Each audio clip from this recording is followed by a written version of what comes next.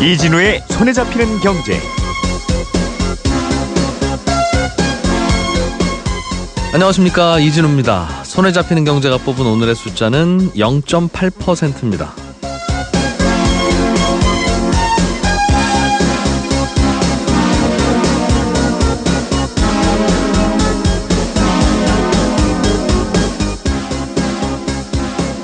(30평짜리) 아파트를 보유할 때 내는 재산세와 3000cc짜리 자동차에 물리는 자동차세 비교하면 이 가격은 집이 더 비싼데 보유세의 세액은 자동차세가 더 많습니다. 부동산의 보유세를 더 높여야 된다고 주장하는 분들이 자주 거론하는 얘기인데요. 실제 외국과 비교해봐도 우리나라의 보유세 비중이 꽤 낮은 편입니다. GDP 대비 보유세 비중이라는 통계를 보니까 영국과 캐나다는 3%가 넘고 미국과 프랑스는 2.6%, 일본은 2%, OECD 국가 평균이 1.1%인데 우리나라는 0.8%가 채 안 됩니다. 보유한 자산에 대해서 매기는 세금이 그만큼 낮다는 뜻으로 해석이 되는데요. 정부가 내년 경제정책 방향에서 부동산 보유세 개편을 공식화했습니다. 공평과세와 주거안정이라는 목표하에 다주택자 등의 보유세 개편 방안을 검토하기로 했는데 정부가 보유세를 개편하겠다고 공식적으로 밝힌 건 이번 정부 들어서는 이번이 처음입니다. 보유세를 개편하는 방법은 여러 가지가 있을 수 있겠습니다. 가격이 높은 부동산에 매기는 종부세, 종합부동산세 세율을 조절할 수도 있겠고, 집을 2채, 3채 이상 가진 다주택자의 보유세만 올릴 수도 있을 것이고, 또 세율은 그대로 두더라도 과표의 금액을 지금보다 실거래가에 더 근접하게 만드는 방안 등등, 이 중에서 실제로 과연 어떤 방안이 도입될지 궁금한데요. 문제는 실행입니다. 이렇게 저렇게 하겠다 하는 말만으로는 절대 이룰 수 없는 게 부동산 시장 안정과 주거 안정이기 때문입니다.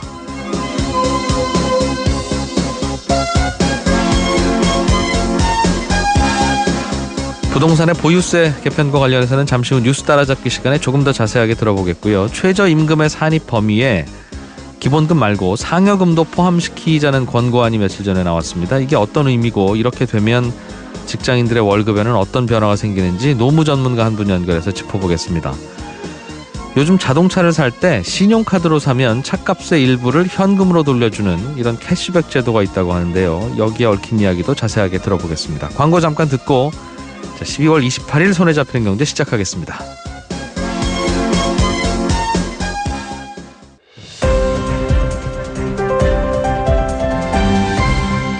이진우의 손에 잡히는 경제.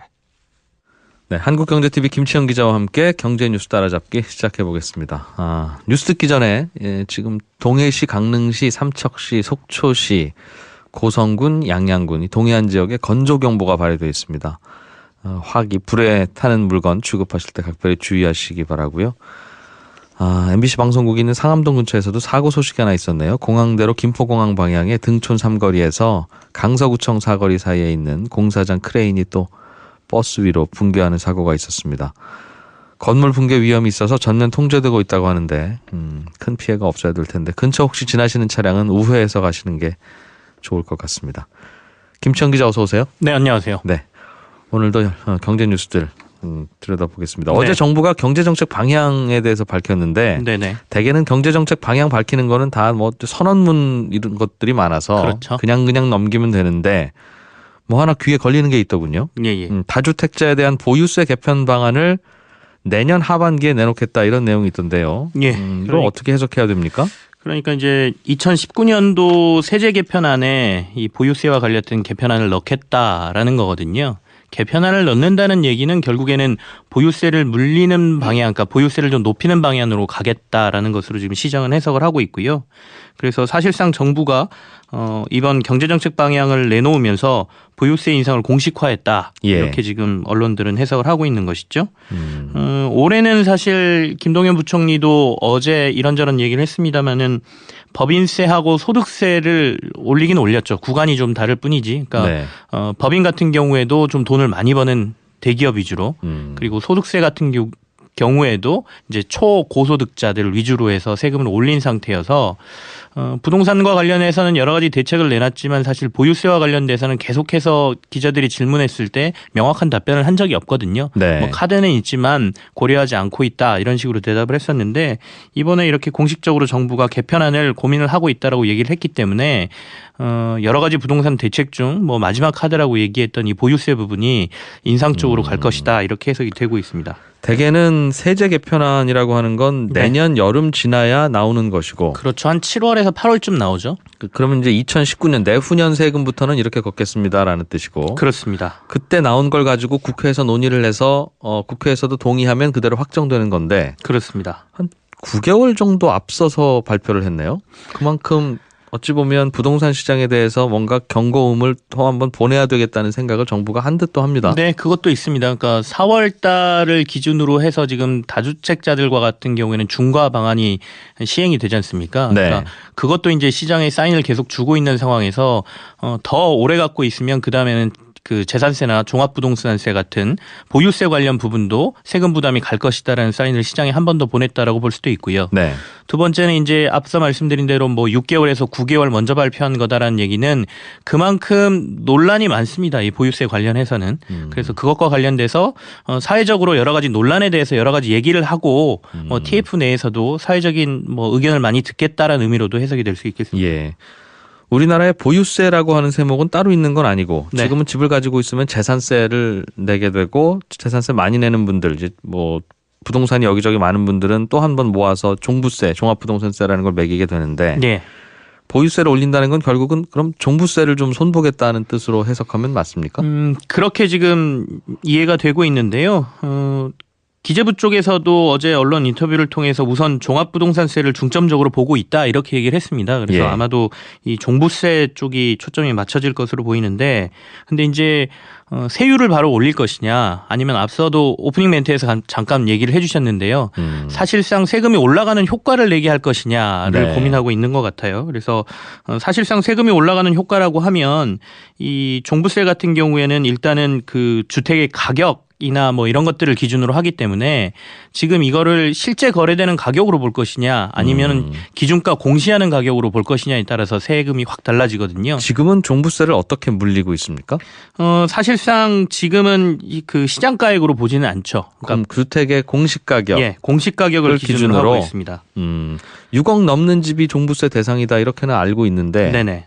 구체적으로는 지금 어떻게 매기고 있어요? 그럼? 주택으로 본다라고 하면 말씀하신 대로 주택 공시 가격 6억 원 이상이 그 기준이고요. 시가로는 뭐 한 9억 원, 10억 원 넘는 집 그렇게 되겠죠. 예. 그리고 1세대 1주택자라고 하면 9억 원 이상이 기준입니다. 그 사람들은 시가로는 한 조금 더 13억 정도 되는 사람도 종부세는 면제. 예, 1세대 그렇게 1주택일 되면 경우에. 예. 이 초과분 액수에 따라 그 기준을 넘는 액수에 따라서 1에서 4%의 세금을 이제 부과를 하도록 돼 있는 게 이제 종부세인데 네. 이게 사실 2004년도에 종부세가 도입이 됐어요. 참여정부 시절에 도입이 됐거든요. 그 당시에 이제 지금하고 비슷한 기준으로 도입이 됐었는데 이게 2005년도에 부동산 시세가 막 급하게 오르니까 좀 더 네. 강화하자 이런 얘기가 있어서 그 당시에 기준 가격을 6억 원까지 강화를 하고요. 네. 이때 한 가지 재밌는 게 들어갔습니다. 개인별 합산을 세대별 합산 기준으로 바꿨어요. 그래서 이게 세대별 합산 기준이라 그러면 우리 집에 엄마, 아빠, 아들 뭐 이렇게 살고 있으면 네. 주택을 나만 갖고 있으라는 건 없잖아요. 뭐 엄마 아빠도 이름으로 갖고 있을 예. 수도 있고 아들과 아빠가 반반씩 가진 집도 있을 수 있고. 예. 그러니까 예. 이들을 다 합혀가지고 기준으로 삼겠다 이렇게 강화를 했었거든요. 음. 근데 이걸 시행하다가 이명박 정부 들어서 이와 관련돼서 이제 헌재에 소송이 제기가 됐고요. 헌재에서 최종 판결로 세대별 합산은 위헌에 해당한다 이렇게 결론을 내렸죠. 그럼 지금은 엄마 집 하나 아빠 집 하나 있어도 네. 각자 집 한 채 있는 거고 그 집이 이 6억이 하면 종부세를 안 무는 거지. 합쳐서 당신네 가구에는 집이 2채 있으니까 종부세 내세요. 이건 안 된다는 거네요. 네, 그렇습니다. 그 당시에 헌재 재판관들이 7대2로 판결을 내렸는데 네. 혼인을 하고 가족과 함께 세대를 구성한 사람에게 더 많은 세금을 물리는 것은 헌법에 위배된다 이렇게 얘기를 했고요. 또 민법에서 부부 별산제를 채택하고 있고 배우자를 제외한 가족의 재산까지 공유로 추정할 근거도 없다. 뭐 네. 이런 근거를 들면서 일단은 그 당시에 위헌 판결을 내렸던 거고요. 그렇게 되다 보니까 지금 현재 종부세가 이전에 걷던 거에 비해서 징수액이 지금 절반으로 떨어진 상태거든요. 네. 실제로 2017년도 상반기에 거래된 서울 아파트 지역 공시가격과 실거래가를 비교해 보면 정부가 이거는 공개한 자료를 토대로 그 참여연대가 내놓은 자료인데요. 네. 실거래가 9억 원이 넘는 아파트 소유자 중에 71.7%는 종부세 납부 대상에서 제외된다라고 돼 있으니까 한 30% 정도만 지금 종부세를 내고 있다 이렇게 봐야겠죠. 네. 이게 보유세를 강화하게 되면 집을 많이 가지려고 하는 수요가 줄어들 것이다. 갖고 네. 있어봐야 무거운 세금이 물어지니까 네네. 그런 것 같긴 한데 우리나라보다 다른 외국들은 보유세가 더 많이 부과된다고 해요. 물론 우리나라는 양도세나 이런 게 더 다른 나라보다 무겁기는 하지만 근데 걱정되는 것은 만약 이게 결국 부동산 가격을 잡겠다는 생각으로 만든 정책인 것 같은데 네네. 종부세와 비슷한 보유세가 무거운 다른 나라들은 그런 부동산 가격이 잡혔어야 이게 이거 하면 효과가 있다 잡히는구나 이렇게 라고 생각할 할 수 수는 있죠. 있는데 네. 저희 오프닝에서도 말씀드렸습니다만 OECD 국가들이나 영국이나 미국 같은데 보유세 비싼 나라들도 집값 오르는 거 보면 뭐 우리나라 못지않게 훨씬 더 많이 오르는 것 같아서 이게 과연 정책 효과가 있으면 좋겠는데 있을까 하는 걱정은 듭니다. 세금만으로 예. 그 지금 정부가 추진하려고 하는 집값을 잡는다는 게 달성이 될지는 좀 의문이고요. 네. 또 이제 보유세를 올리는 것과 관련돼서 여러 가지 논란 중에 하나가 이중과세라는 논란도 있거든요. 그러니까 양도 차익도 내고 또 보유세 갖고만 있어도 돈을 내고 특히 예. 이 부분과 관련돼서 여러 가지 논란이 많은데 아까 헌재 판결 얘기를 제가 드렸잖아요. 그 당시 헌재 판결에서 재산세와 종부세 이중과세와 관련된 부분도 그 헌재 재판에 올라갔었거든요. 근데 이때 이거는 위헌 주장을 받아들이질 않았습니다. 그래서 종부세 계산할 때 재산세는 빼주고 나머지 더한 것만 내라는 거니까. 예. 그래서 그 부분도 이번에 정부가 뭐 하는 데 있어서 정책 방향에 있어서 좀 참고가 되지 않을까 싶습니다. 예. 그 밖에 발표된 정책들 중에 좀 눈에 띄는 게 어떤 게 또 있었어요? 그간 이제 어제 발표된 정책 방향 중에는 나온 얘기들이 정리되는 게 굉장히 많았는데요. 몇 가지 그 없었던 얘기들이 좀 있었거든요. 그래서 한계 차주 주거 안정 3대 패키지가 신설된다는 내용이 있습니다. 이게 무슨 얘기냐 하면 이제 금리가 조금씩 올라가고 있지 않습니까? 네. 그렇다 보면 흔히 말하는 하우스푸어라고 불렸던 이제 집으로 과도한 부채를 가지고 있었던 분들이 아무래도 좀 여러 가지 이제 어려움이 생길 수가 있기 때문에 그래서 원리금 상환이 안 된다든지 그러면 바로 이제 경매로 넘어갈 텐데. 예, 그렇죠. 경매가 예. 넘어가고 이런 상황이 벌어지지 않습니까? 그래서 이렇게 어려운 분들을 한계 차주라고 이제 분류를 한 것이고요. 네. 이 한계 차주들의 집을 바로 경매에 넘기지 않고 은행들이 리츠라는 이제 금융 상품이 있습니다. 부동산에 투자하는 회사를 리츠라고 하는데요. 네. 이 리츠에다가 일단은 매각을 하고 그리고 이 리츠가 5년간 그 집을 가지고 있었던 사람들에게 임대를 주는 방식으로 5년 동안 끌고 가보겠다라는 거예요. 그 이후에 그럼 집을 되살 수도 있게. 예, 그래서 이제 세일 앤 리스백이라고 금융권에서는 얘기를 하는데요. 그러니까 시간을 좀 벌어주겠다라는 것이죠. 그러니까 월세를 내면서 5년간 버텨보고 상황이 나아지면 집을 다시 되사든지 5년간 한번 노력을 해봐라. 그래서 이걸 이제 시행하겠다는 내용이 좀 눈에 들어오고요. 5년이면 부동산 가격도 뭐 떨어지던 것도 올라갈 수도 있고 하니까. 예, 그 안에 어떤 일이 벌어질 수 있으니 시간을 벌어주겠다는 정책이고요. 예. 두 번째 또 눈에 들어왔던 것은 공공기관하고 은행하고 중소기업이 힘을 합쳐서 상생형 어린이집을 만들도록 하겠다라는 정책을 시행하겠다는 것인데요. 그러니까 은행들이 공단 내에 유휴 지점이 있으면 이걸 리모델링해서 어린이집으로 만들고 여기에 중소기업들의 자녀들이 다닐 수 있도록 하는 것, 그리고 공공기관은 공공기관 내에 어린이집들이 이제 대부분 있거든요. 네. 여기 정원의 일부를 중소기업들에게 내주고 이걸 이제 활용을 하도록 하겠다는 건데 만약에 이걸 이렇게 스스로 나서서 하게 되면 정부에서 비용의 90% 정도를 그러니까 어린이집을 만들고 하는 것들을 대주겠다. 정부가 네. 또 이렇게 한 게 있고요. 그다음은 근로자들에게 상당히 반가운 소식일 수가 있겠는데 연차 활성화를 위한 2주 여름 휴가가 시행된다. 뭐 이렇게 정부가 얘기를 했습니다. 그래서 그건 뭡니까? 연가 저축제라 그래서 네. 보통 이제 회사 다니시는 분들 이제 오래 다니시면 뭐 연가라 그래서 그 연차 휴가가 일수가 늘어나는데 다 사용을 못 하지 않습니까? 이거를 최장 3년까지 저축해 둘 수 있다라는 거예요. 올해 못 쓴 휴가 내년에 예. 혹은 후년에 쓸 수 있다는 거예요. 있도록. 그래서 자기 휴가와 연가 휴가 못 쓴 걸 붙여서 최장 2주까지도 휴가를 갈 수 있도록 보장을 해주겠다라는 건데 네. 일단 공공기관부터 공무원이나 공공기관부터 이걸 시행을 하고 민간까지 확대될 수 있도록 뭐 인센티브 제도도 고민해 보겠다 이런 얘기가 나와 있습니다. 공무원 공공기관은 참 네. 좋아지는데 네. 이게 밖으로 확산이 안 되는 이유가 법으로 만들어주면 뭐 그것도 그래도 잘 안 됩니다만 될 텐데 예. 자 우리는 이렇게 하니까 따라하세요 하면 따라합니까 그게? 시간이 좀 걸릴 거예요. 그리고 말씀하신 대로 법으로 만들자니 기업들이 근무일수 줄어들고 여러 가지 문제들을 이제 고민을 하지 않습니까? 근데 기업들도 사실상 지금 연차휴가 소진을 하게 하려고 굉장히 노력하거든요. 안 그러면 돈으로 지급을 해야 되기 때문에 돈을 주는 것보단 차라리 쉬게 하자. 그래서 저희 회사 같은 경우에도 연말 되면 막 연가 가라고 계속 날리고 뭐 내년에도 그렇긴 한데. 2주 휴가를 시행하겠다라고 얘기는 하는데 인력 구조상 현실적으로 힘들 수도 있죠. 그러니까 본인 자리를 2주 동안 비웠는데도 회사가 큰 문제 없이 돌아가야만 그게 되는 건데 네. 본인 자리를 2주 동안 비웠는데 회사가 돌아가면 또 그것도 걱정 아닙니까? 특히 중소기업들 같은 경우에는 인력 농담입니다. 구성이 워낙 타이트하기 때문에 정말로 예. 2주를 비우고 가기가 쉽지가 않을 거라는 생각도 듭니다. 아무튼 요즘에 공공기관이나 공기업들 뭐 비정규직도 정규직으로 전환하고 자꾸 좋아지고 있는데 네. 그게 민간 쪽으로 확대될 수 있도록 자꾸 시범사업만 하지 말고 네. 민간에서도 할 수 있게 법으로 만들어서 운 좋게 공공기관에서 일하는 분들은 무슨 특사처럼 다 되고 네. 또 비슷한 상황에서 민간 기업에 들어간 분들은 비현실적인 상황이 되는 그런 건 좀 막아줘야 되지 않겠나 싶은 생각이 들어요. 예, 일부는 뭐 아무래도 이렇게 된다라고 하면 더 공무원이나 공공기관으로 가려고 하는 청년층들이 훨씬 많아질 것 같기도 합니다. 예. 교육부가 육아교육 혁신 방안 이것도 내놨던데 예. 내용 좀 전해주시죠. 누리과정 예산은 이제 올해 전액 정부가 되기로 한 것은 이미 결정이 된 사안이었고요.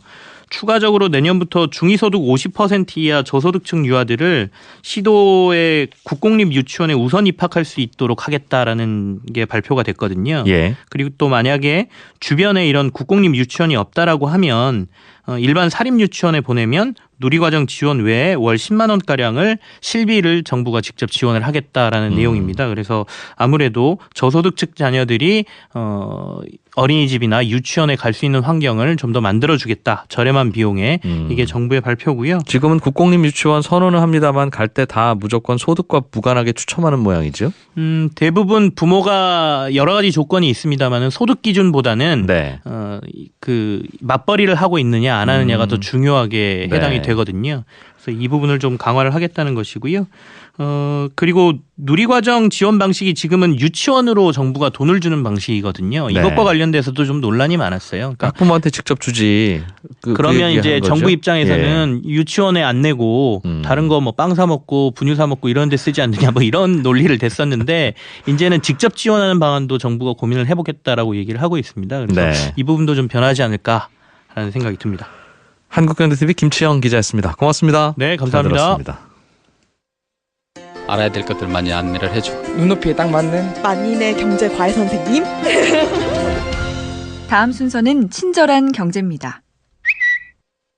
네, 오늘은 청취자 중에 정은정 씨가 요즘 신문을 보다 보니까 금값이 좀 내리는데 그 이유가 금리가 오르고 물가가 낮아져서 그렇다고 설명을 하던데 금리하고 물가가 금값에 어떻게 왜 영향을 줍니까? 이런 질문을 보내주셨네요. 사실 금리나 물가가 금값에 영향을 준다고는 하는데 사실은 어떤 공식이 있어서 그 공식대로 움직이는 게 아닙니다. 그러니까 금값이 무슨 공식에 맞춰서 움직이면 뭐 그 공식 아는 사람들은 다 금거래해서 돈 벌게요. 그러니까 금값이 언제 오르고 왜 오르고 언제 떨어지는지는 사실은 아무도 모르는 건데 뭐 이런 건 있습니다. 금은 갖고 있어도 이자가 하나도 안 붙잖아요. 그래서 금리가 높은 고금리 시대에는 금값이 잘 오르기가 어렵습니다. 그러니까 금을 갖고 있는 기간만큼 금 대신 그걸 돈으로 바꿔서 은행에 넣어놨으면 이자가 차곡차곡 많이 붙을 텐데 금을 갖고 있으면 그만큼 손해 아니겠습니까? 그래서 금리가 낮은 시기에는 어차피 은행에 넣어둬도 이자가 얼마 없으니까 그냥 금 갖고 있어도 큰 손해 아니네 이런 마음에 금을 사두는 수요가 생기는데 금리가 높은 시기에는 그리고 빠르게 금리가 올라가는 시기에는 금값이 잘 안 오릅니다. 그리고 물가하고 금값도 관계가 있는데 물가가 오른다는 건 돈 가치가 떨어진다는 뜻이잖아요. 물가가 많이 오르면 돈 가치는 그럼 떨어지게 되는 거고 그럼 돈으로 들고 있으면 손해니까 돈 대신 다른 돈 가치를 갖고 있는 뭔가로 들고 있자. 그럼 금으로 보관하자 이렇게 생각하는 분들이 많아지니까 또 금값이 오를 수 있습니다. 설명하자면 뭐 이런 상관관계가 있긴 한데요. 뭐 그럼 금값은 물가가 비싸지거나 금리가 싸지거나 하면 오르냐 이런 무슨 수학 공식처럼 생각하시면 안 됩니다. 대개는 그런 성격이 있긴 한데 꼭 그렇게 움직이는 건 아니고요. 다만 금값이 오르거나 내렸을 때 왜 오르고 왜 내렸는지 설명을 해야 되니까 그런 이유를 갖고 오는 겁니다. 그럼 금값은 어디서 어떻게 정해지는 거냐? 오늘 금은방에 붙어있는 금값은요. 어제 런던 금시장에서 거래된 금값이다 이렇게 생각하시면 됩니다. 다만 금은방 사장님들도 뭔가 좀 남아야 거래를 하기 때문에 소비자들이 금을 살 때는 런던 시장의 금값보다는 조금 비싸게 금은방에서 사고요. 뭐 금을 팔려고 하면 당연히 런던 금값보다는 좀 덜 받겠죠. 금은 언제든지 전 세계로 이동할 수 있기 때문에 국제 시세하고 각 나라의 금 시세가 거의 비슷합니다. 친절한 경제였습니다.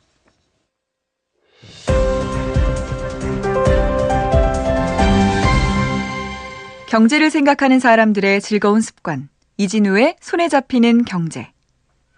우리나라의 최저임금을 얼마로 할지 이걸 정하는 곳이 최저임금위원회라는 기구인데요. 최근에 이 최저임금위원회의 산하에 있는 전문가 태스크포스가 앞으로 최저임금을 정할 때 최저임금의 산입 범위, 계산 범위에 상여금, 정기상여금까지 포함하자 이런 권고안을 정부에 제출했습니다. 그러니까 최저임금 계산할 때 상여금을 포함하느냐 안 하느냐 이게 이제 이슈가 되어 있는 건데요. 만약 포함이 되는 쪽으로 바뀌면 직장인들 월급에는 어떤 변화가 있는지 좀 짚어보려고 박영기 노무사를 전화로 연결했습니다. 안녕하십니까?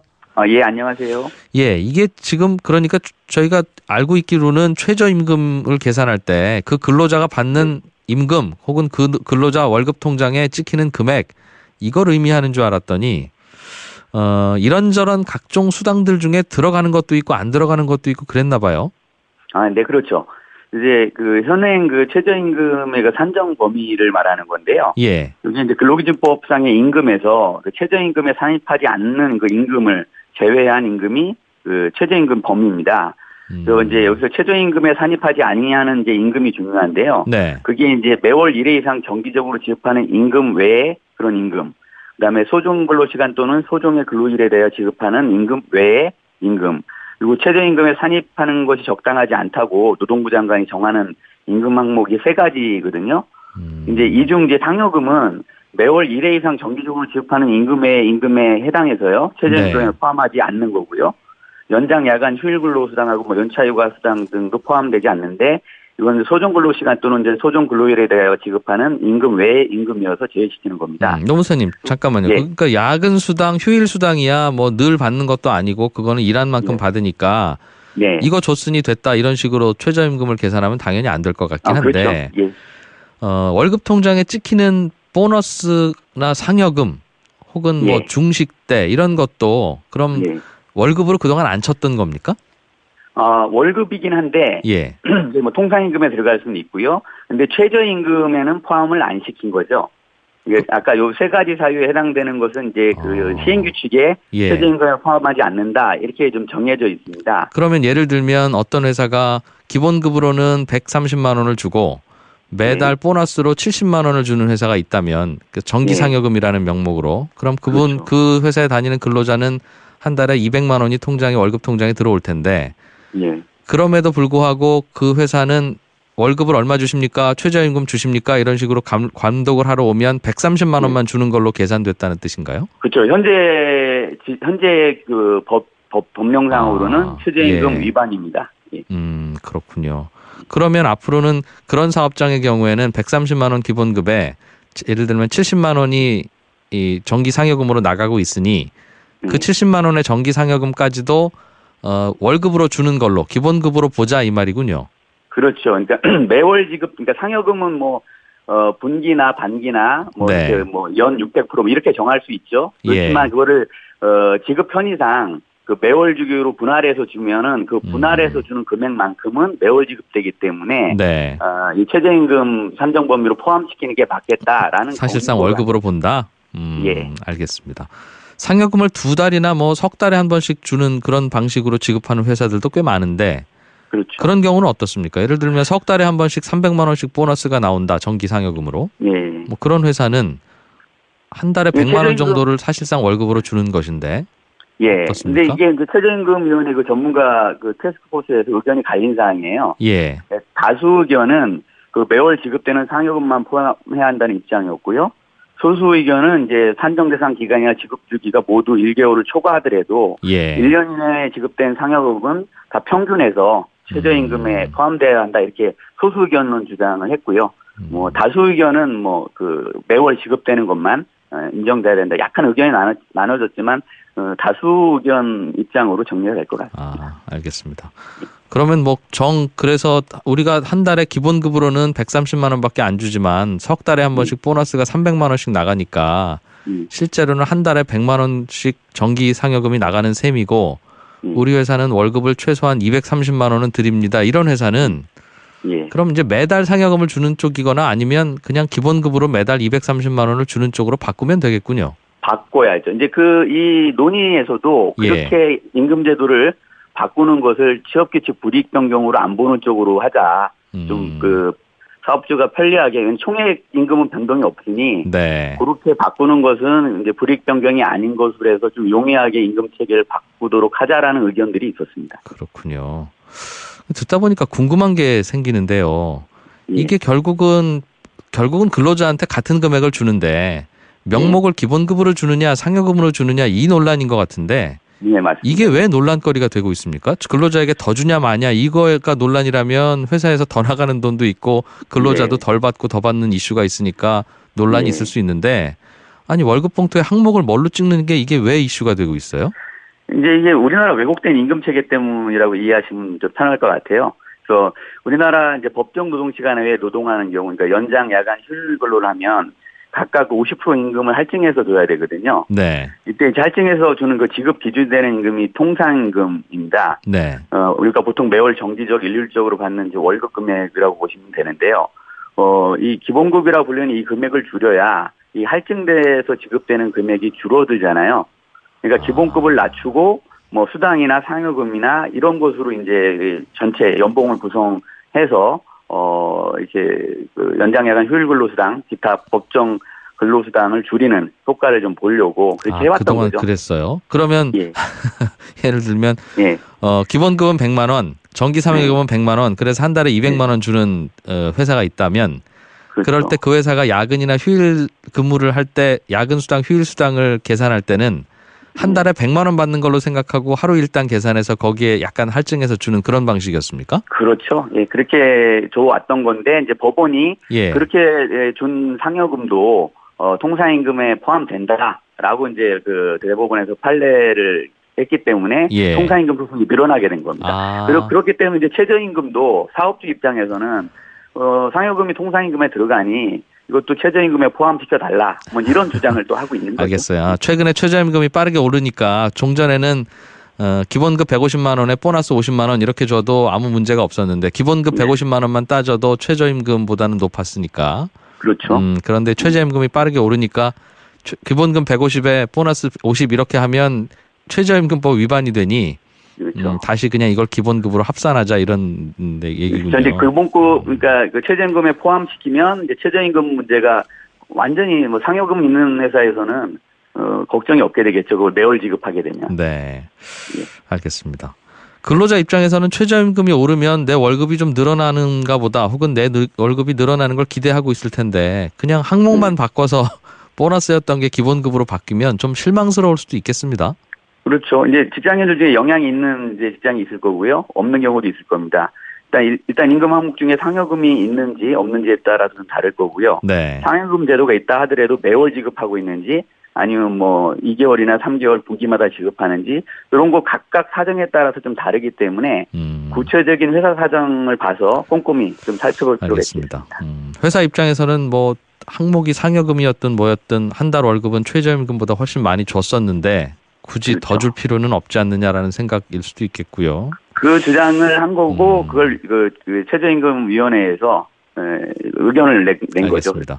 그러면 최저임금에 그동안 포함되지 않았던 상여금이 기본급 개념으로 다시 들어가면 말씀하셨던 야근 수당, 휴일 수당, 주휴 수당 이런 걸 주는 방식도 그럴 때 계산하는 통상임금도 앞으로 달라집니까? 아니면 그건 이미 대법원 등에서 바꿔놨기 때문에 달라지는 게 없습니까? 근데 최저임금하고 이제 통상임금은 좀 다른 개념이거든요, 법적으로. 네. 그래서 뭐 그 최저임금에 상여금을 포함한다고 통상임금이 높아지는 건 아니고 이미 기존의 이제 판례로 그런 상여금은 이제 통상임금에 포함된다 이렇게 됐기 때문에 그 뭐 연장 야간 휴일 근로 수당이나 기타 다른 데 영향을 미치진 않습니다. 그러니까 최저임금에 뭐 상여금 포함한다고 그 최저임금 위반 여부에 대한 문제만 이제 해소될 거고요. 나머지 뭐 수당이나 뭐 그 어떤 직장인들의 영향에는 큰 영향은 없을 겁니다. 그렇군요. 지금 저 직장인들의 월급 봉투를 보면 예. 점심값, 중식대라고 해서 따로 항목이 있고, 그렇죠. 또 비과세 항목 중에 차량 유지비라고 하나요? 혹시 집에 차가 예. 있는 분들은 그걸로 출퇴근할 그렇죠. 수도 있다는 생각에서 예. 또 일부를 그렇게 빼고 별도 항목으로 주는데, 그렇죠. 그게 혹시 뭐 무슨 변화가 있어요? 그럼 이렇게 최저임금 산입할 때 다 기본급으로 집어넣게 하면? 지금은 이제 고용노동부 장관이 정한 그 예. 제외 항목이거든요. 아까 뭐 급식수당, 식대, 통근수당, 뭐 가족수당, 주택수당은 최저임금에 포함하지 않았어요. 네. 근데 요것도 이제 이 제도 이게 전문가 TF에서는 좀 논의하자는 입장입니다. 이게 포함시키도록 포함하는 쪽으로 그 매월 어떤 정기적 일률적으로 지급되기 때문에 네. 이걸 최저임금 산입범에 포함돼야 되지 않느냐 뭐 이런 얘기고요. 다 이게 이제 내년에 16.4% 최저임금이 오르기 때문에 네. 그런 것에 대해서 어떤 이제 사업주들이 그 그러니까 좀 많이 그 부담을 완화하기 위한 그런 이제 요구들을 하고 있는 거죠. 그러니까 이제 우리나라의 급여라고 하는 건 그러니까 다 오른쪽 주머니로만 주는 게 아니라 네. 뭐 중식대 혹은 차량 유지비 또는 전기상여금 이런 식의 명목만 다르게 왼쪽 주머니로도 같이 주는 그런 항목들이 많았는데 네. 그동안 최저임금 계산할 때는 오른쪽 주머니로만 넣는 돈만 계산하다 보니 그렇죠. 이제는 왼쪽 주머니에 주는 것도 다 사실상 월급으로 보자는 건데 이게 이러면 근로자들 입장에서는 최저임금이 오르는 거와 무관하게 네. 내가 받는 돈은 마찬가지가 되겠습니다. 지금 전혀 변동이 없을 가능성이 큽니다. 그러니까 상여금 있는 그 회사에서는 네. 당분간은 뭐 최저임금 오른다고 임금 오를 가능성이 없어질 수도 있죠. 그래서 이 노동계에서는 좀 반발이 좀 셀 겁니다. 왜냐하면 그 대기업 뭐 이렇게 공장 노동자 중심으로 사실은 이 기본급은 최저임금 수준에 맞춰놓고 뭐 상여금이나 기타 수당으로 이렇게 전체 연봉을 구성하는 경우가 많았거든요. 알겠어요. 이런 경우는 이제 최저임금 오른다고 임금이 오르지는 않겠죠. 우리가 최저임금을 좀 올려야 되겠다고 생각을 할 때 그때 생각했던 데이터가 다른 나라와 비교하면 우리나라의 최저임금이 물론 논란이 좀 있습니다만 그리 높은 게 아니다. 다른 높은 나라 최저임금 받는 걸 보니까 우리나라는 여전히 낮아서 그러니까 좀 더 높여야 한다는 이유로 올린 것도 근거로 작용했었는데요. 그렇죠. 다른 나라는 최저임금을 그럼 계산할 때 그 나라도 왼쪽 주머니로 주는 월급과 오른쪽 주머니로 주는 월급이 다 따로 있고 그래서 전기상여금 빼고 중식대 빼고 계산한 겁니까? 아니면 그 나라는 또 계산 방식이 다릅니까? 좀 뭐 임금 체계라는 게 나라마다 워낙 다르니까요. 뭐 일률적으로 비교할 수는 없는데요. 다만 우리 임금 체계가 이제 선진국에 비해 기본급 비중이 낮고 상여금 등의 이제 수당 비중이 높은 점이 특징이어서 이 현행 최저임금 산입 범위가 이제 우리의 임금 체계를 정확하게 반영하지 못하다는 그 지적은 있습니다. 그리고 이게 최저임금법이 1988년 제정됐는데요. 일본의 법을 대부분 빌렸어요. 근데 일본도 이제 뭐 상여금 보너스는 매 2번씩 경영 성과에 따라 보너스 형식으로 소규모 지급하고 있거든요. 그러니까 일본과도 상여금 급격이 좀 다르기 때문에 좀 개편해야 된다라는 의견도 있는 것 같습니다. 그러면 그 확인만 좀 하나 더 드리죠. 기본급 100만 원, 상여금 100만 원 이렇게 주던 회사는 왜 굳이 그렇게 줬냐고 생각하면 야근이나 휴일 수당 계산할 때 기본급 100만 원에 대해서만 계산하니까 하루 일당이 싸게 계산되니 그렇게 했다는 거 아니겠습니까? 그렇죠. 그런데 추가로 지급돼야 할 수당을 적게 지급할 수 있습니다. 그런데 이제는 기본급 100만 원, 상여급 100만 원 하면 최저임금 계산할 때는 기본급만 들어가는 바람에 회사가 월급을 더 올려줘야 되게 생겼으니 기본급 100, 상여급 100을 그냥 기본급 200 이렇게 나온다는 건데 월급 봉투에. 그러면 최저임금에 대한 문제는 없어지겠습니다만 앞으로 그 회사는 야근수당, 휴일수당 계산할 땐 종전보다 2배를 더 줍니까 그럼? 아니면 어떻습니까? 네, 종전보다 2배를 더 줘야 되는데요. 이건 최저임금에 상여금이 포함돼서가 아니라 통상임금에 상여금이 포함돼서 생긴 문제예요. 그거는 이미 이제 그런 문제 때문에 소송이 통상임금 소송이라고 얘기되는 게 대부분 그겁니다. 상여금이 예전에는 통상임금에 포함 안 되다가 이제는 법원에서 인정을 하기 때문에 이 2배로 지금 같은 사업장은 기존에 줬던 그 수당들을 법정 그 알겠습니다. 연장 야간 휴일 근로 예. 수당들을 3년치 소급해서 2배로 줘야 되는 소송이 이제 그 소송이 된 거고요. 현재 이제 논의가 되고 있는 최저임금의 상여금 포함하는 문제는 그 문제하고 똑같은 건 아닙니다. 그래. 그러니까 종전에 야근수당, 휴일수당 계산할 때 200만 원을 기준으로 했으면 변화가 없고 예. 기본급 100, 상여금 100이라고 해서 100만 원 기준으로 준 거라면 이건 문제가 있다 이 말이네요. 문제가 그거는 이제 소송의 대상이 될 수 있습니다. 통상임금 소송. 예. 예, 박영기 노무사였습니다. 고맙습니다. 네, 고맙습니다.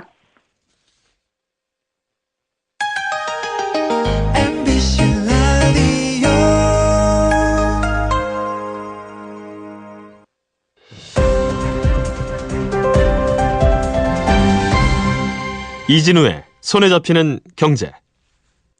네, 보통 자동차를 한 대 사려고 차종을 고르고 나면 이제 조금이라도 더 싸게 살 수 있는 곳이 없을까 이런 고민을 하게 되는데 그중에 하나가 요즘 오토 캐시백이라고 하는 제도가 있어서 알아두시면 조금 더 싸게 살 수 있다고 합니다. 오늘 이 내용은 어떤 것인지 친절한 하나씨 이하나 리포터가 취재했습니다. 어서 오십시오. 네, 안녕하세요. 오토 캐시백이 정확히 뭡니까? 일단 새 차를 살 때 특정 회사 카드로 차값을 일시불로 긁으면 그 카드 회사에서 차값의 일부를 현금으로 돌려주는 서비스입니다. 차를 카드로 긁어요? 차 살 때? 네, 차 살 때 그냥 현금을 내도 되는데요. 예. 오토 캐시백 제도가 있으니까 그 딜러들이 와서 카드를 사용하세요라고 권유할 때가 있거든요. 그 이유입니다. 카드 차값은 보통 싼 것도 있지만 비싼 차는 2천만 원, 3천만 원 더 비싼 차도 있는데 그렇죠. 그게 한 번에 긁어져요? 한 번에 한도를 상향을 해줍니다. 카드 회사에서 일시적으로 상향을 해주고요. 아. 그때만 사용할 수 있게 열어둡니다. 여기 나 대리점 와서 지금 차 살려고 하는데 네. 한도를 올려주세요. 네, 미리 전화로 미리 신청하시면 전화를 해서 됩니다. 네. 그래서 예를 들면 3천만 원짜리 차를 산다. 네, 그러면 카드 한 장으로 쫙 긁어서 3천만 원 긁으면 네. 그러면 현금으로 준다고요? 카드 회사가? 네, 보통은 네. 그 차값의 1.2%나 1.7% 사이로 주는데요.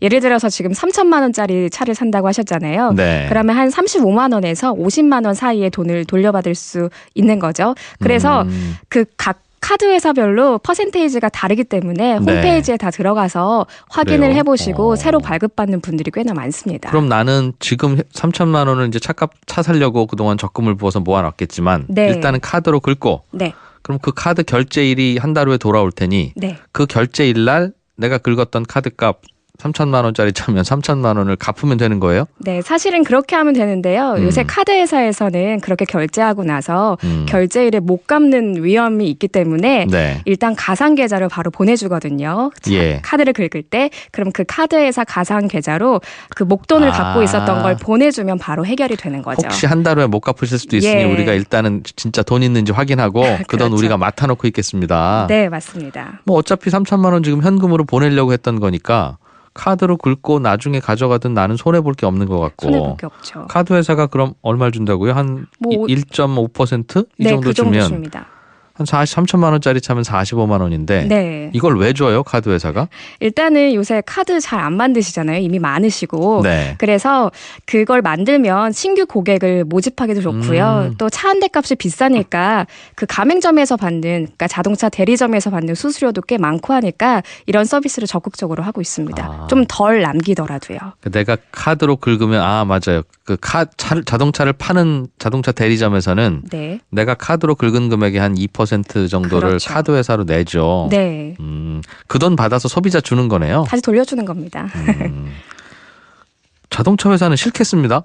현금으로 갖고 와서 바로 받으면 되는데 괜히 네. 4, 50만 원 정도를 결국은 번거로울 수수료를 수 냈다가 그렇죠. 그럼 뭐 그거야 그들의 사정이고 소비자 입장에서는 그럼 어떤 카드를 쓰면 더 많이 캐시백이 되는지를 비교하는 게 좋겠네요. 네, 그래서 각 홈페이지를 보시는 게 좋습니다. 그러면 어떤 카드는 더 많이 해주기도 해요? 예를 들면 뭐 2%나 3%를 주기도 합니까? 사실 아까 가맹점에서 받는 수수료가 2%라고 했잖아요. 예. 그거보다는 대부분 낮게 책정이 되어 있습니다. 그런데 간혹 인터넷을 검색하다 보면 인터넷 카페, 그러니까 자동차 동호회나 이런 카페에 보면 네. 3%까지 돌려준다는 게 있거든요. 그래서 가끔 이제 차 사는 이상하네요. 분들이 이거 사기 아닙니까? 이런 질문을 하기도 하는데요. 예를 들면 A 카드로 차를 사면 3천만 원짜리 차를 사면 그 카드 회사가 자동차 대리점으로부터는 2%를 수수료로 받으니 네. 한 60만 원을 받으니 60만 원 중에 나를 뭐 45만 원을 줄 수도 있고 50만 원 줄 수 있는 건 이해가 되는데 네. 90만 원 주겠다고 하는 카드사가 있다는 거잖아요. 그렇죠. 뭐 최대 120만 원까지 준다는 플러스 알파가 써 있기도 하는데요. 네. 사실 이거는 뭐 사기는 아니고요. 네. 소비자도 손해 볼 거는 없습니다. 그 카드사 공식 홈페이지에는 1.5% 돌려준다고 했는데 카페에서는 3%까지 돌려주는 건데요. 네. 그 돈의 출처가 일단은 궁금하신 거잖아요. 예. 그런데 이 돈의 출처를 보면 카드 모집인들 한 번쯤은 만나거나 들어보셨을 거예요. 네. 카드 회사에 직접 전화해서 카드를 신청하기도 하지만 이 카드 모집인들을 통해서 만드는 경우도 있어요. 그런데 이분들이 카드 한 장을 발급할 때마다 카드사에서 건당 뭐 5만 원에서 7만 원 정도의 수당을 받고요. 네. 또 그 카드로 고객이 한 달에 얼마를 쓰면 그 금액의 몇 %를 또 수당으로 받거든요. 그래요? 이것까지 끌어다가 캐시백에 보태서 돌려주는 겁니다. 그래서 차 한 대가 결제하면 수수료가 꽤 되기 때문에 네. 나중에 성과급을 받기도 한데요. 카드 모집인이 예, 그래서 실제로 카드 모집인과 딜러들이 비공식적인 제휴를 맺기도 해서 이렇게 성과급을 나눠 갖기도 한답니다. 실제 월초가 되면 딜러들 그 핸드폰으로 그 모집인들이 엄청 많은 문자를 보내기도 합니다. 자동차 영업사원이 그냥 3천만 원 받아서 대리점에 입금하면 되는데 네. 이런 캐시백이 있으니까 하세요. 아니면 제가 아는 카드 모집인 연결해드리겠습니다. 한 그렇죠. 후에 네. 카드 모집인으로부터도 수당을 받고 그렇죠. 자동차 대리점 사장님이 들으면 깜짝 놀라는 아니 지금 김 대리 무슨 짓을 하고 있는 거야. 이거 어쨌든 비밀리에 비공식적으로. 그래서 회사에는 말하지 마세요라는 얘기를 덧붙이기도 한다고 합니다. 알겠습니다. 네. 자동차 사실 분들은 그러면 이런저런 캐시백 얼마나 주는지 어떤 카드가 제일 좋은지 차종에 따라서도 좀 다르다고 하고 네. 인터넷 검색해 보면 더 많이 주는 이른바 카드 모집인도 있다고 하니까 네. 모르겠습니다. 언제까지 이런 치열한 경쟁을 할지는 모르겠는데 네, 어쨌든 좀 그래도 발품을 팔면 돌려가는 네. 돈이 좀 많으니까요, 소비자 입장에서는요. 알겠습니다. 이런 구조로 되는 거라니까 뭐 사기는 아니네요. 네, 안심하셔도 됩니다. 자동차가 워낙 안 팔리니까 자동차 사는 분이 이렇게 또 네. 갑의 입장에 서는 경우가 있네요. 그렇죠. 예, 고맙습니다. 잘 배웠습니다. 이하나 리포터였습니다. 네, 고맙습니다. 네, 손에 잡히는 경제 지금까지 이진우였고요. 내일 오전 11시 10분에 또 오겠습니다. 고맙습니다.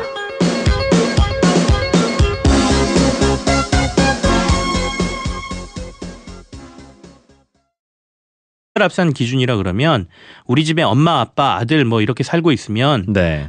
주택을 나만 갖고 있으라는 건 없잖아요. 뭐 엄마 아빠도 이름으로 갖고 있을 예. 수도 있고 아들과 아빠가 반반씩 가진 집도 있을 수 있고. 예. 그러니까 예. 이들을 다 합혀가지고 기준으로 삼겠다 이렇게 강화를 했었거든요. 음. 근데 이걸 시행하다가 이명박 정부 들어서 이와 관련돼서 이제 헌재에 소송이 제기가 됐고요.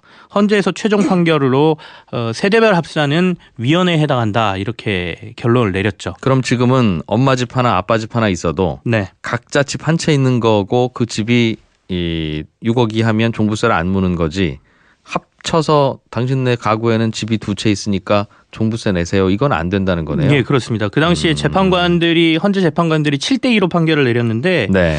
혼인을 하고 가족과 함께 세대를 구성한 사람에게 더 많은 세금을 물리는 것은 헌법에 위배된다 이렇게 얘기를 했고요. 또 민법에서 부부 별산제를 채택하고 있고 배우자를 제외한 가족의 재산까지 공유로 추정할 근거도 없다. 뭐 네. 이런 근거를 들면서 일단은 그 당시에 위헌 판결을 내렸던 거고요. 그렇게 되다 보니까 지금 현재 종부세가 이전에 걷던 거에 비해서 징수액이 지금 절반으로 떨어진 상태거든요. 네.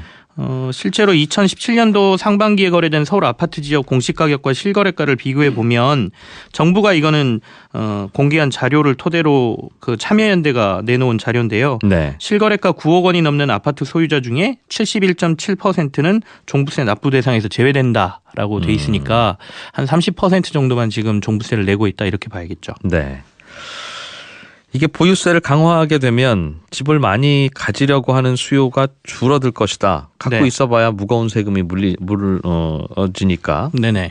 그런 것 같긴 한데 우리나라보다 다른 외국들은 보유세가 더 많이 부과된다고 해요. 물론 우리나라는 양도세나 이런 게 더 다른 나라보다 무겁기는 하지만 근데 걱정되는 것은 만약 이게 결국 부동산 가격을 잡겠다는 생각으로 만든 정책인 것 같은데 네네. 종부세와 비슷한 보유세가 무거운 다른 나라들은 그런 부동산 가격이 잡혔어야 이게 이거 하면 효과가 있다 잡히는구나 이렇게 라고 생각할 할 수 수는 있죠. 있는데 네. 저희 오프닝에서도 말씀드렸습니다만 OECD 국가들이나 영국이나 미국 같은데 보유세 비싼 나라들도 집값 오르는 거 보면 뭐 우리나라 못지않게 훨씬 더 많이 오르는 것 같아서 이게 과연 정책 효과가 있으면 좋겠는데 있을까 하는 걱정은 듭니다. 세금만으로 그 지금 정부가 추진하려고 하는 집값을 잡는다는 게 달성이 될지는 좀 의문이고요. 네. 또 이제 보유세를 올리는 것과 관련돼서 여러 가지 논란 중에 하나가 이중과세라는 논란도 있거든요. 그러니까 양도 차익도 내고 또 보유세 갖고만 있어도 돈을 내고 특히 이 부분과 관련돼서 여러 가지 논란이 많은데 아까 헌재 판결 얘기를 제가 드렸잖아요. 그 당시 헌재 판결에서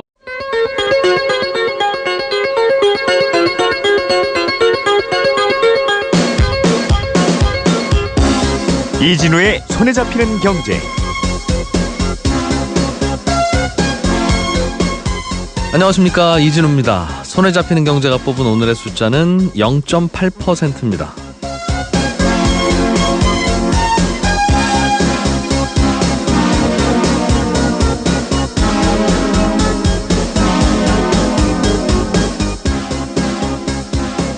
(30평짜리) 아파트를 보유할 때 내는 재산세와 3000cc짜리 자동차에 물리는 자동차세 비교하면 이 가격은 집이 더 비싼데 보유세의 세액은 자동차세가 더 많습니다. 부동산의 보유세를 더 높여야 된다고 주장하는 분들이 자주 거론하는 얘기인데요. 실제 외국과 비교해봐도 우리나라의 보유세 비중이 꽤 낮은 편입니다.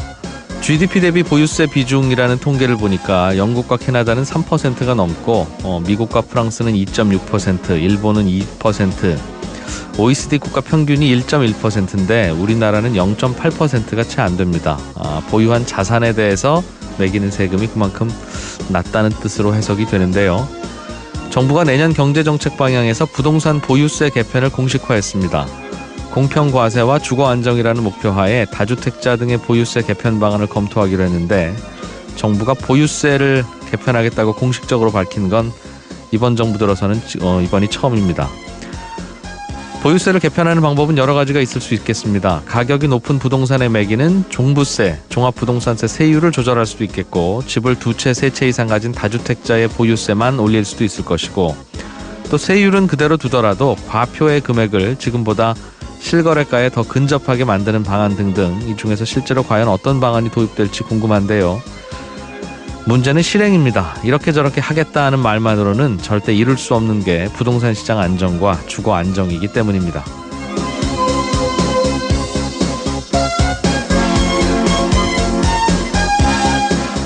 부동산의 보유세 개편과 관련해서는 잠시 후 뉴스 따라잡기 시간에 조금 더 자세하게 들어보겠고요. 최저임금의 산입 범위에 기본금 말고 상여금도 포함시키자는 권고안이 며칠 전에 나왔습니다. 이게 어떤 의미고 이렇게 되면 직장인들의 월급에는 어떤 변화가 생기는지 노무 전문가 한 분 연결해서 짚어보겠습니다.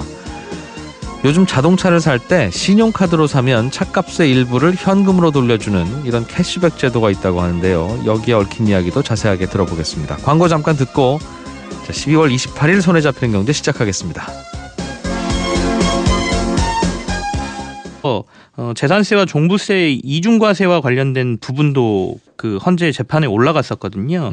근데 이때 이거는 위헌 주장을 받아들이질 않았습니다. 그래서 종부세 계산할 때 재산세는 빼주고 나머지 더한 것만 내라는 거니까. 예. 그래서 그 부분도 이번에 정부가 뭐 하는 데 있어서 정책 방향에 있어서 좀 참고가 되지 않을까 싶습니다. 예.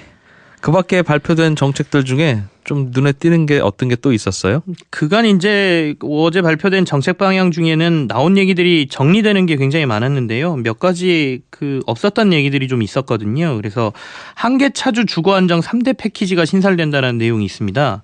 이게 무슨 얘기냐 하면 이제 금리가 조금씩 올라가고 있지 않습니까? 네. 그렇다 보면 흔히 말하는 하우스푸어라고 불렸던 이제 집으로 과도한 부채를 가지고 있었던 분들이 아무래도 좀 여러 가지 이제 어려움이 생길 수가 있기 때문에 그래서 원리금 상환이 안 된다든지 그러면 바로 이제 경매로 넘어갈 텐데. 예, 그렇죠. 경매가 넘어가고 이런 상황이 벌어지지 않습니까? 그래서 이렇게 어려운 분들을 한계 차주라고 이제 분류를 한 것이고요. 네. 이 한계 차주들의 집을 바로 경매에 넘기지 않고 은행들이 리츠라는 이제 금융 상품이 있습니다. 부동산에 투자하는 회사를 리츠라고 하는데요. 네. 이 리츠에다가 일단은 매각을 하고 그리고 이 리츠가 5년간 그 집을 가지고 있었던 사람들에게 임대를 주는 방식으로 5년 동안 끌고 가보겠다라는 거예요. 그 이후에 그럼 집을 되살 수도 있게? 예. 그래서 이제 세일 앤 리스백이라고 금융권에서는 얘기를 하는데요. 그러니까 시간을 좀 벌어주겠다라는 거죠. 그러니까 월세를 내면서 5년간 버텨보고 상황이 나아지면 집을 다시 되사든지 5년간 한번 노력을 해봐라. 그래서 이걸 이제 시행하겠다는 내용이 좀 눈에 들어오고요. 5년이면 부동산 가격도 뭐 떨어지던 것도 올라갈 수도 있고 하니까. 예, 그 안에 어떤 일이 벌어질 수 있으니 시간을 벌어주겠다는 정책이고요. 예. 두 번째 또 눈에 들어왔던 것은 공공기관하고 은행하고 중소기업이 힘을 합쳐서 상생형 어린이집을 만들도록 하겠다라는 정책을 시행하겠다는 것인데요. 그러니까 은행들이 공단 내에 유휴 지점이 있으면 이걸 리모델링해서 어린이집으로 만들고 여기에 중소기업들의 자녀들이 다닐 수 있도록 하는 것, 그리고 공공기관은 공공기관 내에 어린이집들이 이제 대부분 있거든요. 네. 여기 정원의 일부를 중소기업들에게 내주고 이걸 이제 활용을 하도록 하겠다는 건데, 만약에 이걸 이렇게 스스로 나서서 하게 되면 정부에서 비용의 90% 정도를 그러니까 어린이집을 만들고 하는 것들을 대주겠다. 정부가 네. 또 이렇게 한 게 있고요. 그 다음은 근로자들에게 상당히 반가운 소식일 수가 있겠는데, 연차 활성화를 위한 2주 여름 휴가가 시행된다. 뭐 이렇게 정부가 얘기를 했습니다. 그래서 그건 뭡니까? 연가 저축제라 그래서 네. 보통 이제 회사 다니시는 분들 이제 오래 다니시면 뭐 연가라 그래서 그 연차 휴가가 일수가 늘어나는데 다 사용을 못 하지 않습니까? 이거를 최저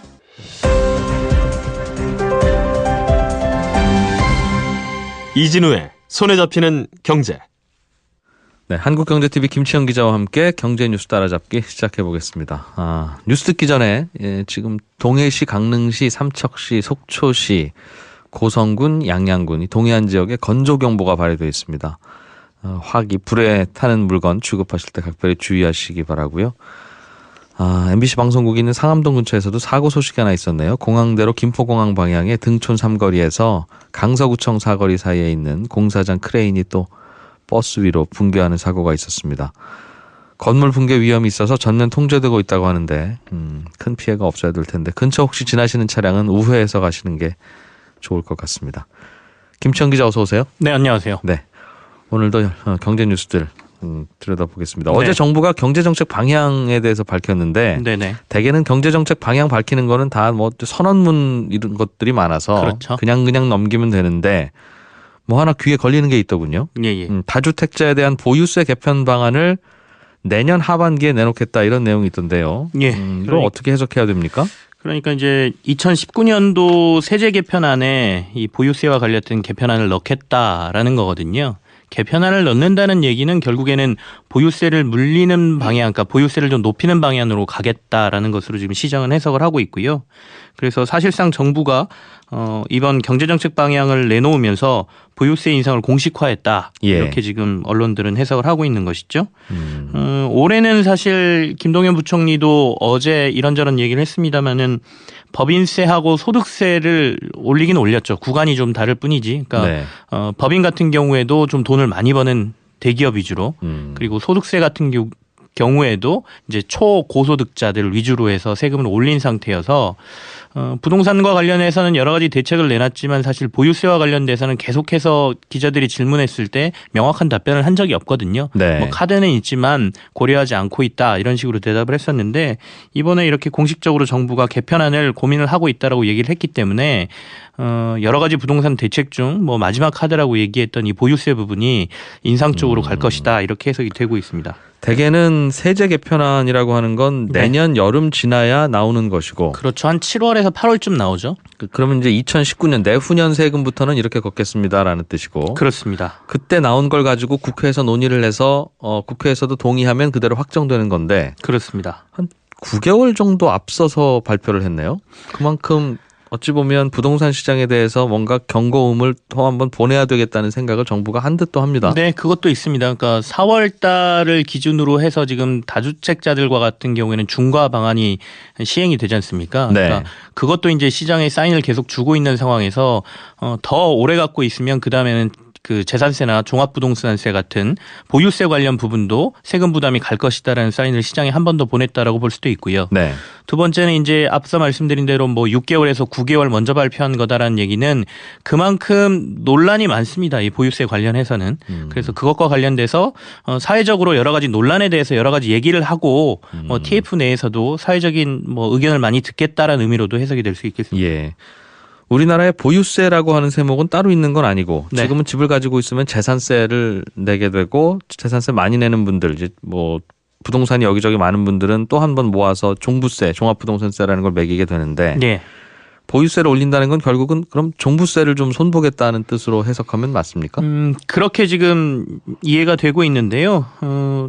기재부 쪽에서도 어제 언론 인터뷰를 통해서 우선 종합부동산세를 중점적으로 보고 있다 이렇게 얘기를 했습니다. 그래서 예. 아마도 이 종부세 쪽이 초점이 맞춰질 것으로 보이는데, 근데 이제 세율을 바로 올릴 것이냐, 아니면 앞서도 오프닝 멘트에서 잠깐 얘기를 해주셨는데요. 사실상 세금이 올라가는 효과를 내게 할 것이냐를 네. 고민하고 있는 것 같아요. 그래서 사실상 세금이 올라가는 효과라고 하면 이 종부세 같은 경우에는 일단은 그 주택의 가격 이나 뭐 이런 것들을 기준으로 하기 때문에 지금 이거를 실제 거래되는 가격으로 볼 것이냐 아니면 기준가 공시하는 가격으로 볼 것이냐에 따라서 세금이 확 달라지거든요. 지금은 종부세를 어떻게 물리고 있습니까? 사실상 지금은 그 시장가액으로 보지는 않죠. 그럼 주택의 공시가격, 예, 공시가격을 기준으로 하고 있습니다. 6억 넘는 집이 종부세 대상이다 이렇게는 알고 있는데 네네. 구체적으로는 지금 어떻게 매기고 있어요? 그럼? 주택으로 본다라고 하면 말씀하신 대로 주택 공시가격 6억 원 이상이 그 기준이고요. 시가로는 뭐 한 9억 원, 10억 원 넘는 집 그렇게 되겠죠. 예. 그리고 1세대 1주택자라고 하면 9억 원 이상이 기준입니다. 그 시가로는 한 13억 정도 되는 사람도 종부세는 면제. 1세대 그렇게 되면 1주택일 경우에.